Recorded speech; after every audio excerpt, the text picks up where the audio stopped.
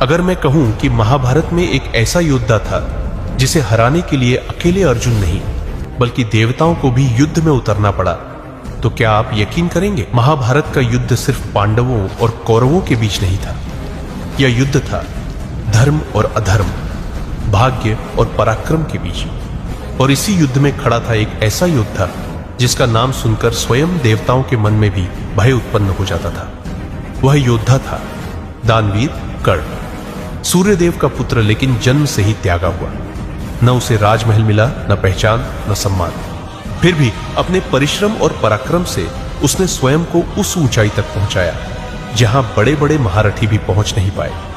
धनुर्विद्या में कर्ण इतना निपुण था कि यह कहा जाता था यदि उसके पास जन्मजात कवच और कुंडल बने रहते तो स्वयं अर्जुन भी उसके सामने अधिक समय तक टिक नहीं पाता। युद्ध से पहले ही देवताओं को यह भली भांति ज्ञात था कि यदि कर्ण अपने पूर्ण सामर्थ्य के साथ युद्ध करेगा तो पांडवों की विजय असंभव हो जाएगी। यही कारण था कि अर्जुन के पिता इंद्रदेव स्वयं चिंतित हो उठे। उन्होंने समझ लिया कि कर्ण को सीधे युद्ध में पराजित करना असंभव है।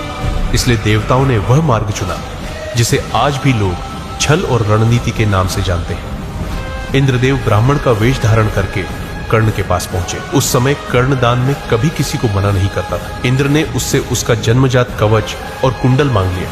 कर्ण सब कुछ समझ गया। वह जानता था कि यह उसका कवच कुंडल उससे उसकी शक्ति छीन लेंगे। फिर भी उसके चेहरे पर कोई भय नहीं था। वह मुस्कुराया और बोला, मैं दानवीर हूं, यदि प्राण भी मांग लेते तो वह भी दे देता।